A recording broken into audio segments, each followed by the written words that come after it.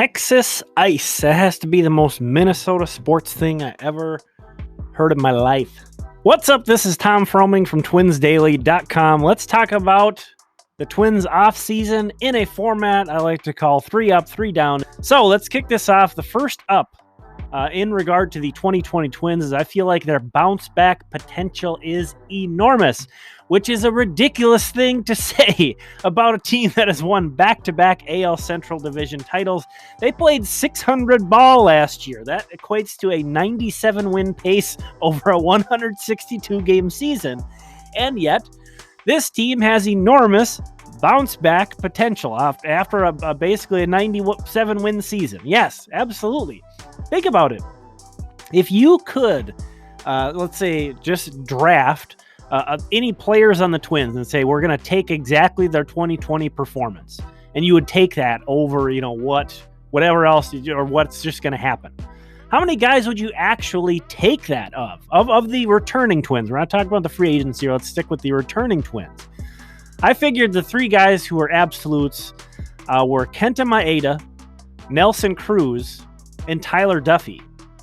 Now, depending on kind of your stance on some of the other players, there are some other names under consideration. I think those are the 3 slam dunks. But most of the other guys, I would rather take what I think they're projected to do in 2021 over what they did last year. I wouldn't want to take what they did last year if that's on the table. I think they're better than that.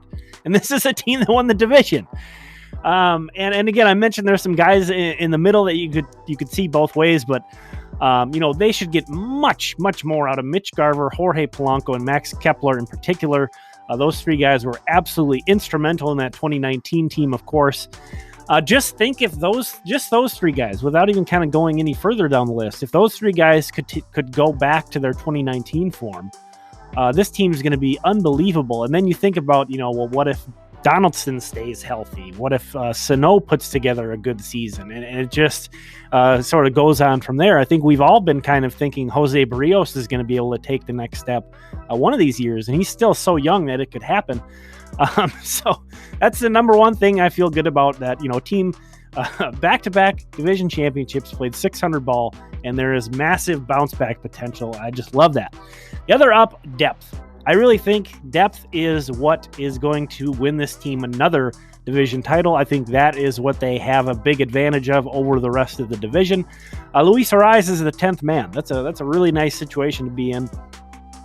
There's a perfectly suitable platoon in left field in Jake Cave and Brent Rooker until whenever Alex Kirilloff gets the call and steps in. The catching tandem of Garver and Ryan Jeffers looks really strong. The rotation is going 6 deep right now. It sounds like, early, we're not going to get too much into spring training, but it's early encouragement from Lewis Thorpe. And if he can re-emerge, that's going to make that picture look even better. The bullpen is looking very solid. Even before, usually there's always a sleeper that pops up during spring training. Last year's Jorge Alcala. I imagine somebody's going to be popping up this spring. So even before that. So again, that's the depth. The second thing is, you think about all the things that could go wrong. This team's very well suited to kind of weather a lot of the storms. Up number 3, Andrelton Simmons. Thinking about new additions, I'm very excited to see this guy play shortstop. And it's almost more exciting what the domino effect of adding him does is equally exciting as his addition. Having Jorge Polanco move over to second base, where I think he's both going to be more comfortable, and really he's better suited for that position, in my opinion. And now again, Luis Arraez is going to be the 10th guy, providing depth at second base, third base, left field. He might even DH some of the days that Cruz has off. So he'll we saw Marwin Gonzalez got plenty of playing time, so I'm not concerned at all about Arraez plate appearance being limited. He'll play plenty because, Simmons in a way basically is replacing Marwin on the roster. Now, Luis Arraez is kind of moving into that Marwin role, but Simmons is kind of the guy who replaced Marwin on the roster. And why I point that out is while Simmons is this massive defensive upgrade at shortstop, offensively, he's actually been very similar to Marwin Gonzalez. So, you don't think about Simmons' offense as a calling card, and it certainly isn't. But while getting this massive defensive upgrade, they're also not losing any offense out of that, from that switch from from Simmons to Marwin. So Andrelton Simmons, another really big up, in my opinion, from this offseason heading into this 2021 season. Now, 3 down. Speaking of Simmons, I'm not as excited about this overall offseason sort of free agent class / additions that the Twins brought in. I'm going to exclude Nelson Cruz from this conversation because I'm kind of going to be more touching on additions compared to the 2020 team. And, Cruz was on that team, so we're going to kind of exclude him out from this discussion. But even though he was technically a free agent signing, yes. I think the Twins definitely did everything they needed to do this offseason. I certainly, feel like the front office should get a passing grade, absolutely, for what they did, but I'm not super over the moon, to be honest with you. Looking at each move and each player individually, they are all good additions. They're all wise investments at the contracts that they signed as well. But as a whole, this doesn't really move me, to be honest. We discussed Simmons, and I'm excited for him. But to be honest with you, I would take the 2020, alternatives from the Twins over a lot of these guys who they're replacing. I'd take Jake Odorizzi over Jay Happ. I'd take Trevor May over Alex Colomé. I would take Tyler Clippard over Hansel Robles. And Matt Shoemaker versus Rich Hill is more of a toss-up. You're kind of splitting hairs, but I guess maybe I'd take Shoemaker, but it's very close. It's very, very close. So, I don't think, again, they did everything they needed to do. I feel like they replaced the guys they needed to replace. They have some guys coming up through the minors who could boost some things, but, it wasn't a bad offseason. I'm not trying to say that. I do like these additions individually. It's just a team coming off back-to-back division titles, having a lot of, kind of an elite team in place potentially. I just would have loved to see a more marquee addition, something that pushes the ceiling up more. They kind of established a floor, and that depth is there, which we touched on is excellent, but, it is what it is. I mean, maybe more will come in the form of a trade, either during spring training or at the trade deadline. Who knows, but that is a down for me, to be honest. The marquee addition was Andrelton Simmons, and then, Jay Happ and Alex Colomé. Nothing, those guys are all fine. Nothing against them, but just that's not really huge, especially when you look at kind of what some of the other teams out there did. It's not really huge additions. So that's down number 1. Also, I'm a little concerned about the rotation's upside. And that's sort of tying into Jay Happ and Matt Shoemaker. It would be very difficult to imagine anybody, taking a Kenta Maeda-like jump in their performance this coming year. Now, I didn't see that coming last year either, so, who am I to say? But at this time, it's probably not even fair to expect Maeda to perform like he did last year, to be honest. Certainly expect him to be outstanding, but that was incredible what he did in 2020.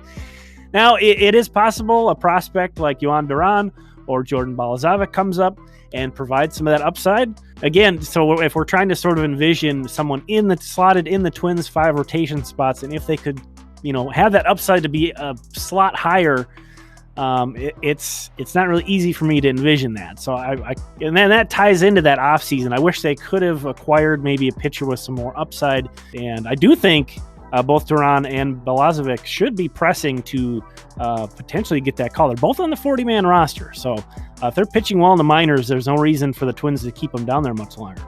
And then the third down, Texas Ice. What? Royce Lewis tears his ACL, and we're talking about the big club, and there weren't any big expectations of Lewis being an MLB contributor this year. They certainly weren't counting on it, but there was a decent chance that he would have made his Major League debut sometime later on this season, especially when you consider his defensive flexibility really makes it a lot easier for him to take advantage of an opportunity that opens than a guy who's like a corner outfielder or a first baseman. It's your very specific position has to open up. Royce Lewis can play pretty much anywhere. So if one of the guys went down for the year and the Twins were looking for a boost, I could have seen him chipping in. I really could have, but that's all out the window now that he tore his ACL. Apparently slipped on some ice at home in Texas and tweaked his knee. Didn't really think much of it until he was working out at the facility. Team caught wind of that and said, hey, let's just have a trainer look you over, and they found out that his ACL was torn. This is the easiest of the 3 downs. That was an easy one to pick. Again, he would have been sort of more like, think of it as icing on the cake to the major league club. Having him as depth, having him just having him back there, knowing that he can play shortstop, second base, third base, center field, left field, pretty much wherever, and that he could provide that athleticism and defense and potentially power. His bat tool is pretty far behind like Kirilloff or even Trevor Larnach, but I do think Lewis has a lot more power than a lot of people realize. So it's a bummer. It is a blow to their depth. He's not on the 40-man roster, but I do think they would have made some moves had they had a long-term, if one of the guys in those positions would have missed a extended period of time. I do think we could have seen little Royce Lewis. I don't think that injury is going to really be a huge impact to his long-term value, his long-term career. He's only 21 years old still. He'll get the surgery. He'll recover. He'll be back next year. I don't really buy the whole lost year 2020 because he was at the alternate site. So it's not like he was sitting at home. He was in St. Paul with the coaching staff there playing a bunch of, major league or at least AAA caliber guys over at that alternate site. So I don't consider last season to be really a lost year. It's unfortunate he didn't get to play any competitive games. But I don't like that portrayal for Lewis as 2020 being a lost year. This will, it's hard to argue against this. He's not going to be able to play at all. Of course, there's things you can do without playing. But, it's easy to forget now that we're past it, that Alex Kirilloff missed an entire year of his minor league career because he had Tommy John. And now nobody's talking about that. So I think we will get to a point in Royce Lewis's career where he's back and looking good and knocking on the door, and nobody's going to be talking about this lost year, this knee, this lost 2 years, if some people want to consider it that. He's just going to be there and ready to be a major leaguer. So very tough news to hear. I feel really bad for him. Obviously, he was looking forward to playing in competitive games this year, I'm sure. So super bummer. Again, Texas Ice. Texas Ice took a dude out on the Twins. That's the most Minnesota sports thing that you can think of, pretty much right there. I mean, and then like to have that be the thing in February. Okay, I know it's been warmer around here, but in February in Minnesota, okay, we're talking baseball. I want to see the Florida sun shining. I want to see the green grass. I want to hear popping of mitts, cracking of bats. Okay, I don't want ice to seep into my baseball during February. Okay, I don't want that. I got enough ice, even though it's getting warmer again, which has been awesome. Not about to complain about the weather, but ice, really. You're going to make your way into my baseball news. Ice. You're down. That's my last down. Down on ice. Thanks for watching this. This has been Tom again. If you like this video, leave me a thumbs up and consider subscribing for more Twins Talk here on YouTube. We'll do this again sometime soon. Thanks for watching.